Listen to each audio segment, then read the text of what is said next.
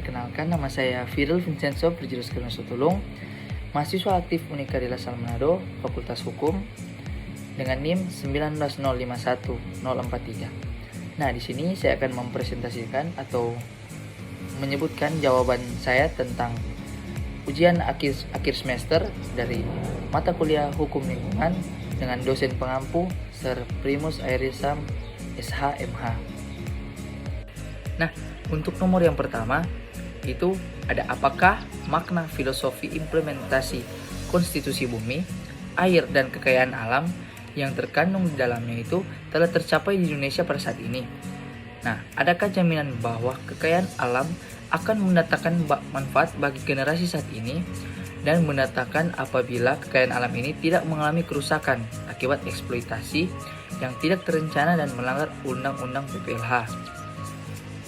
Nah, untuk jawaban yang nomor pertama itu, pendapat saya atau menurut saya, terwujudnya implementasi konstitusi mengenai bumi, air, dan kekayaan alam yang terkandung di dalamnya itu, yang termuat dalam pasal 33 ayat 3, ada yang sudah dan belum tercapai.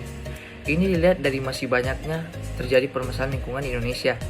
Nah, menurut saya, dengan adanya aturan hukum yang mengatur, membutuhkan hubungan timbal balik dari pemerintah dan masyarakat, agar aturan hukum ini dapat berjalan sesuai dengan apa yang sudah diatur yang berada di dalam undang-undang tersebut. Nah, dengan demikian, jika ini dapat berjalan dengan baik atau dengan lancar, maka ini akan menjamin terjaganya lingkungan hidup yang baik, sehat, dan bisa dinikmati oleh berbagai orang dan untuk generasi yang akan datang. Terima kasih. Nomor 2, apakah instrumen hukum nasional baik konstitusi maupun UU RI nomor 32 tahun 2009 tentang PPLH telah menjadi jaminan bahwa aspek penegakan hukum lingkungan berlangsung baik di Indonesia?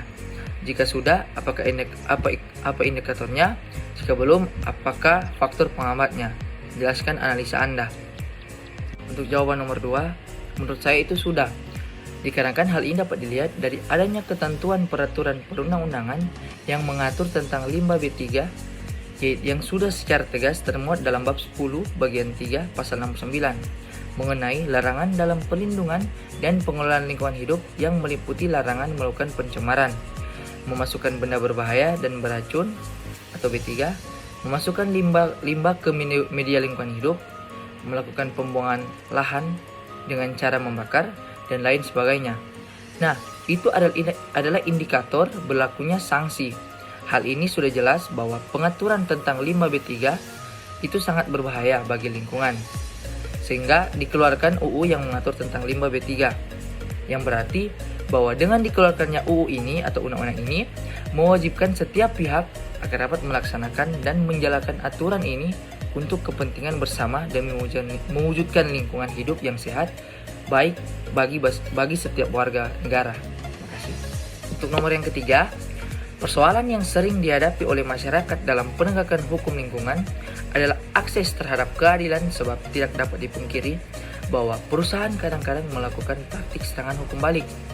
Nah, beberapa contoh seperti Dr. Rignolda Jamaluddin dari Yayasan Kelola Manado divonis bersalah oleh Pengadilan Negeri Manado dengan amar putusan melakukan pencemaran nama baik perusahaan Newmont.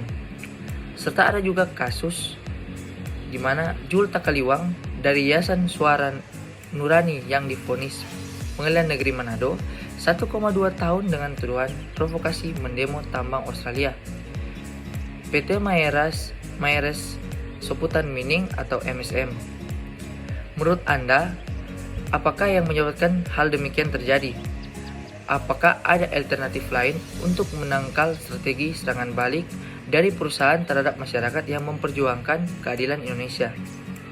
Nah, untuk jawaban nomor 3, seperti yang tertulis, persoalan yang sering dihadapi oleh masyarakat dalam penegakan hukum lingkungan itu adalah akses terhadap keadilan, sebab tidak dapat dipungkiri bahwa perusahaan kadang-kadang melakukan praktik serangan hukum balik. Nah, jadi menurut saya, walaupun sudah ada aturannya, pasti akan ada aturan yang mereka kembalikan. Fakta, karena supaya yang menggugat juga salah. Jadi karena kekurang pahaman dalam pengetahuan hukum dan prosedur hukumnya, dan untuk menangkal itu harus buat persiapan yang lebih matang dengan lembaga bantuan hukum atau ahli hukum agar supaya semua kemungkinan bisa ditangkal dan juga bisa harus menjadi atau mencari bukti yang kuat. Oleh karena itu, sebelum menggugat, minimal ada 2 alat bukti yang memberatkan. Nomor yang keempat, menurut Anda, apakah yang perlu dilakukan oleh pihak perusahaan jika AMDAL-nya bertentangan dengan rencana tata ruang wilayah atau RT/RW?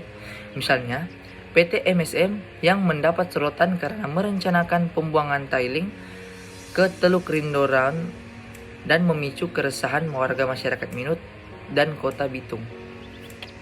Nah, untuk jawaban dari nomor 4, kalau menurut pendapat atau menurut saya itu, hal yang perlu dilakukan oleh perusahaan tersebut itu yang AMDAL-nya bertentangan dengan RT/RW atau rencana tata ruang wilayah, yaitu perusahaan itu harus membuat kembali AMDAL itu agar dapat disetujui, dan tentunya itu tidak akan merugikan masyarakat. AMDAL atau analisis dampak lingkungan merupakan kajian mengenai dampak dari pengambilan keputusan dari suatu usaha atau kegiatan yang direncanakan di lingkungan hidup tentang penyelenggaraan usaha atau kegiatan. Nah, tujuan AMDAL secara garis besar dimaksudkan dengan untuk membantu masyarakat mendapatkan ilmu dan informasi terkait rencana usaha atau kegiatan yang akan dilaksanakan di lingkungan mereka tersebut. Nomor yang kelima, apakah yang dimaksud dengan tanggung jawab mutlak atau strict liability menurut pasal 88 UU RI nomor 32 tahun 2009? Dan bagaimana contohnya? Nah, masuk dalam jawaban nomor 5. Dalam pasal 88 UU nomor 32 tahun 2009, di mana setiap orang yang tindakannya, usahanya, atau kegiatannya menggunakan B3 atau bahan berbahaya dan beracun yang dimana menimbulkan ancaman serius terhadap lingkungan hidup, bertanggung jawab mutlak atas kerugian yang terjadi tanpa perlu pembuktian atau kesalahan. Nah, asas strict liability ini merupakan prinsip pertanggungjawaban hukum yang telah berkembang sejak dulu. Nah, prinsip lahir dari sebuah kasus di Inggris atau Rylands v. Fletcher di tahun 1868. Nah, sejak itulah berbagai negara dunia mulai mengakomodir prinsip tersebut dalam setiap sistem hukum mereka. Dalam hal ini, Indonesia adalah satu negara yang mendudukan diri terhadap asas ini. Unsur dalam pasal 88 ini juga menjelaskan dengan jelas bahwa dalam pasal 88 UU PPLH ini sejatinya mencirikan pada ciri utama daripada strict liability, di mana dalam pengaturannya ada klausula yang menjelaskan bahwa dalam timbulnya tanggung jawab seketika pada saat terjadinya perbuatan sehingga tidak perlu dikaitkan dengan unsur kesalahan. Pada nomor yang keenam, apakah yang dimaksud dengan prinsip pencegahan dini atau the precautionary principle dalam hukum lingkungan, dan apakah acuan yang dipakai untuk mengaplikasikan prinsip pencegahan dini? Masuk dalam jawaban nomor 6, di mana prinsip pencegahan dini atau precautionary principle, prinsip ini mengandung suatu pengertian apabila terdapat ancaman yang berarti atau ancaman adanya kerusakan lingkungan yang tidak dapat dipulihkan di ketidaktemuan atau pembuktian ilmiah yang konklusif dan pasti. Nah, tidak dapat juga dijadikan alasan untuk menunda upaya-upaya mencegah kerusakan lingkungan hidup tersebut. Dalam menerapkan prinsip ini, pengambilan keputusan harus dilandasi oleh 2, yaitu yang pertama, evaluasi yang sungguh-sungguh untuk mencegah seoptimal mungkin kerusakan lingkungan yang tidak dapat dipulihkan. Dan yang kedua, penilaian atau assessment dengan melakukan analisis risiko dengan menggunakan berbagai opsi.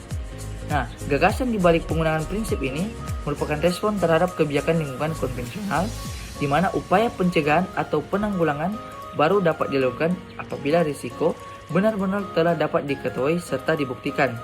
Mengikuti pola konvensional, maka upaya pencegahan dan penanggulangan terhadap kerusakan lingkungan seringkali terlambat. Nah, contoh untuk pengaplikasiannya di Indonesia, menurut saya itu dengan diterapkannya AMDAL bagi kegiatan usaha yang memiliki dampak penting, sebab dengan diterapkannya wajib AMDAL, kita dapat menganalisis dampak dari usaha tersebut dan dapat mencegah secara dini. Demikian akhir presentasi dari saya, semoga bermanfaat untuk kita semua. Terima kasih.